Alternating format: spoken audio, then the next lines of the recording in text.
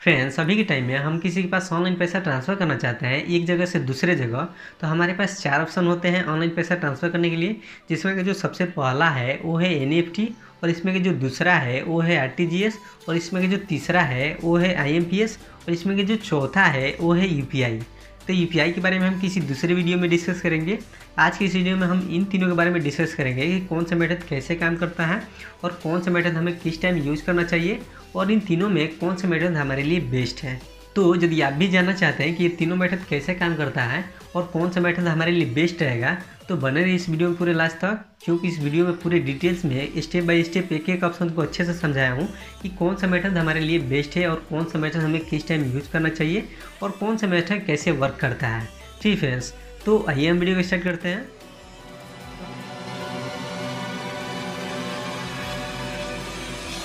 तो फ्रेंड्स, जैसे कि हमारे पास दो बैंक हैं। पहला है एसबीआई बैंक, जो कि मेरा बिहार का है, सिवान का, और इसमें का जो दूसरा है वो है एक्सिस बैंक, उत्तर प्रदेश गोरखपुर का। ठीक है, तो मान लीजिए हम एक्सिस बैंक से हम पैसा ट्रांसफ़र करते हैं एसबीआई बैंक में, या फिर एसबीआई बैंक से पैसा ट्रांसफ़र करते हैं एक्सिस बैंक में।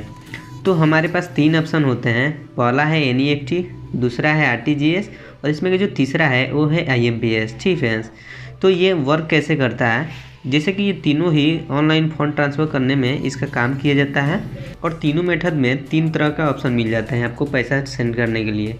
जिसमें कि जो सबसे पहला है वो है नेट बैंकिंग के थ्रू हम पैसा ट्रांसफ़र कर सकते हैं, और इसमें का जो दूसरा है वो है मोबाइल बैंकिंग के द्वारा भी हम पैसा ट्रांसफ़र कर सकते हैं, और इसमें का जो तीसरा है वो है खुद बैंक जा कर के पैसा को ट्रांसफ़र करवाना। तो बैंक्स वाले भी पैसा ट्रांसफ़र करते हैं, तो वो भी एनईएफटी, आरटीजीएस और आईएमपीएस के माध्यम से ही पैसा सेंड करते हैं। ठीक है, तो इसमें आवश्यकता क्या पड़ती है, हम जब पैसे को ट्रांसफ़र करते हैं तो उसमें क्या क्या मैंडेटरी रहती है।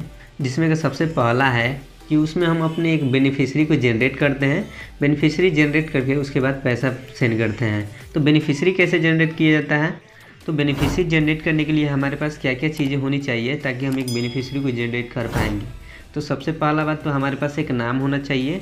नाम के साथ साथ एक हमारे पास बैंक अकाउंट भी होना चाहिए, उसमें आपका आईएफएससी कोड भी होना चाहिए। ठीक फ्रेंड्स, आप तीन माध्यम से अपने बेनिफिशियरी को जनरेट कर सकते हैं, जैसे आप दे सकते हैं। ठीक फ्रेंड्स, बेनिफिशियरी जनरेट करने के बाद कुछ ही समय बाद अपने पैसे को ट्रांसफ़र कर सकते हैं। मतलब किसी किसी बैंक में बेनिफिशियरी आप जनरेट करते हैं तो इंस्टेंटली आप ट्रांसफ़र कर देते हैं, और किसी किसी बैंक में आपको 30 मिनट का टाइम मिल जाता है कि आप पहली बार जनरेट करिएगा तो उतना 30 मिनट के बाद ही वो ऑप्शन चालू होगा ताकि आप पैसे को ट्रांसफ़र कर पाएँ। उसके अलावा जब अपने बेनिफिशियरी को जनरेट कर लेते हैं तो आप 24 घंटे के अंदर 50,000 रुपये से अधिक नहीं भेज सकते हैं। ठीक है, उसके बाद जैसे 24 घंटा पार हो जाता है उसके बाद आप जितना चाहें उतना पैसा भेज सकते हैं। ठीक फ्रेंड्स, तो फ्रेंड्स आइए हम इसमें का जो सबसे पहला है एनईएफटी, इसके बारे में बात करते हैं कि ये कैसे वर्क करता है। ठीक फ्रेंड्स, तो एनईएफटी को स्टार्ट किया गया था 2005 में, और इसका एनईएफटी का फुल फॉर्म होता है नेशनल इलेक्ट्रॉनिक्स फंड ट्रांसफ़र। ठीक फ्रेंड्स, लेकिन इसमें आपको टाइमिंग मिल जाती है। पैसा जब भी आप ट्रांसफ़र करते हैं तो इसमें आपको टाइमिंग मिलता है। आप 8 बजे से ले करके 6 साढ़े 6 बजे तक अपने पैसे को ट्रांसफ़र कर सकते हैं। ये जो बिजनेस टाइम है इन्हीं के अंदर में आपको पैसा ट्रांसफ़र करना होता है। ठीक फ्रेंड्स, उसके बाद यदि इसमें लिमिट की बात की जाए तो आप मिनिमम 1 रुपये से लेकर के मैक्सिमम आप 25 लाख रुपये तक भेज सकते हैं।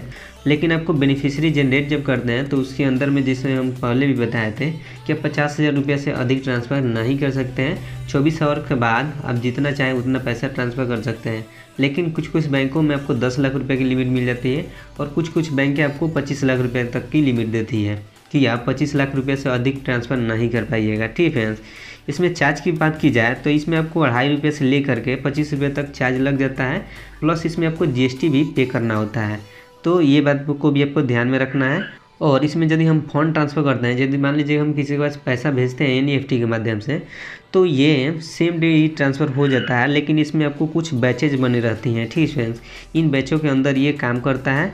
जैसे कि मान लीजिए कि हम 8 बजे से 9 बजे के बीच में जितना हम पैसा ट्रांसफ़र किए, 10, 5, 20, तो ये एकत्रित हो करके वो एक 9 बजे के टाइम में ये पैसा टोटल सेंड हो जाता है। ठीक फ्रेंड्स, तो ये बैचेज के ऊपर काम करता है। वैसे ही जैसे मान लीजिए कि हम 11 बजे से ले करके 12 बजे के बीच में जितना भी पैसा ट्रांसफ़र करते हैं, 10, 20, 50, मतलब जितना भी ट्रांसफ़र करते हैं, तो एक हमारा जो बैच बनेगा वो बनेगा 12 बजे का, और 12 बजे जितना भी हमारा पैसा ट्रांसफ़र किया गया होगा, मतलब जितने भी लोगों ने ट्रांसफ़र किया होगा वो 12 बजे उसे रिलीज़ कर दिया जाएगा। ठीक है फ्रेंड्स, तो ये जो हमारा NEFT है कुछ ऐसे काम करता है। तो ये सब देखते हुए बैंक वालों ने सोचा कि ये तो काफ़ी टाइम लग जा रहा है, तो उन्होंने एक RTGS को लॉन्च किया। ठीक है, RTGS का फुल फॉर्म होता है रियल टाइम ग्रॉस सेटलमेंट। ठीक है, मतलब कि ये नाम से ही आप देख पा रहे हैं कि यहाँ पे लिखा हुआ है रियल टाइम। ठीक है, मतलब ये रियल टाइम में ही आपको पैसा को सेंड कर देता है और तुरंत ही कस्टमर के पास से, कस्टमर से दूसरे कस्टमर के पास पैसा ट्रांसफ़र हो जाता है। लेकिन इनमें भी आपको टाइमिंग देखने को मिल जाती है। टाइमिंग ये रहता है 8 बजे से लेकर के 4 PM तक। ठीक है, इसके बीच में आप जितना भी पैसा ट्रांसफ़र करते हैं वो इंस्टेंटली हो जाता है। इससे यदि मान लीजिए कि हम 7 बजे कर दिए सुबह में, या फिर 5 बजे शाम को, 8 बजे रात को, मतलब जैसे भी हम करते हैं तो पैसा रुका रहता है, वो बिजनेस टाइम में ही पैसा को ट्रांसफ़र किया जाता है। ठीक है, लेकिन फ्रेंड्स इसमें मेन दिक्कत ये है कि आप RTGS के माध्यम से यदि पैसा भेजते हैं तो आप मिनिमम 2 लाख रुपया सेंड करिएगा और मैक्सिमम आपको 25 लाख रुपया रहता है। ठीक है, और इसमें का जो चार्ज भी होता है ज़्यादा नहीं लिए जाते हैं, लेकिन इनका जो चार्ज होता है 25 रुपया होता है पर ट्रांजैक्शन, और 25 रुपये के साथ साथ उसमें आपको GST भी पे करना होता है। ठीक है, तो फ्रेंड्स RTGS को देखते हुए इसमें देखा गया है कि RTGS में भी काफ़ी टाइम लग जा रहा है, लेकिन जो इसमें ज़्यादा पैसा जिसको ट्रांसफ़र करना है वही लोग पैसा को जल्दी भेज सकते हैं, लेकिन जिसको कम पैसे की ज़रूरत है वो तो जल्दी भेजिए नहीं पा रहा है। तो ये सब देखते हुए IMPS को लॉन्च किया गया है। IMPS का फुल फॉर्म होता है इमीडिएट पेमेंट सर्विस, जिसे आप समझ सकते हैं कि इमीडिएटली पेमेंट सर्विस। ठीक है, मतलब कि आपको तुरंतली, मतलब एकदम इमीडिएटली, तत्काल ही आपको पैसा ट्रांसफ़र कर देता है। ठीक है, मतलब आपको इसमें पैसा जो होता है वो एकदम इंस्टेंटली ट्रांसफ़र हो जाता है, और इसमें आपको टाइमिंग भी बहुत अच्छी मिल जाती है कि आप 24 घंटे 7 दिन जितना भी पैसा चाहें उतना ट्रांसफ़र कर सकते हैं। तो फ्रेंड्स यदि हम इसमें लिमिट की बात करें तो मिनिमम आप 1 रुपया से लेकर के मैक्सिमम 1 लाख रुपये तक ट्रांसफ़र कर सकते हैं, वो भी इमीडिएटली आपका पैसा ट्रांसफ़र हो जाता है।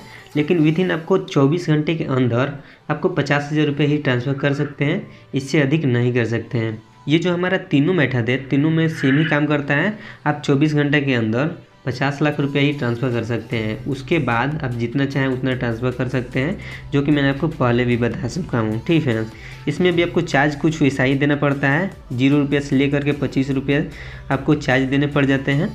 यदि हम इसमें फ़ंड ट्रांसफ़र की बात करें तो इसमें आप इंस्टेंटली अपना फ़ंड ट्रांसफ़र कर सकते हैं।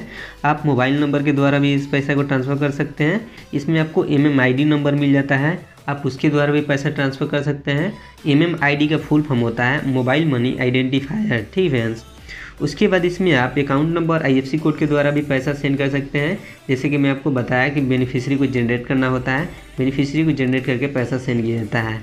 उसके अलावा आप इसमें आधार कार्ड के द्वारा भी अपने पैसा को ट्रांसफ़र कर सकते हैं। ठीक है, तो फ्रेंड्स उम्मीद करता हूँ कि आज की इस वीडियो आपको समझ में आ गया होगा कि कौन सा मेथड कैसे काम करता है और कौन सा मेथड का हमें किस टाइम यूज करना चाहिए और कौन सा मेथड हमारे लिए बेस्ट है। तो उम्मीद करता हूँ कि ये वीडियो आपको पसंद आई होगी।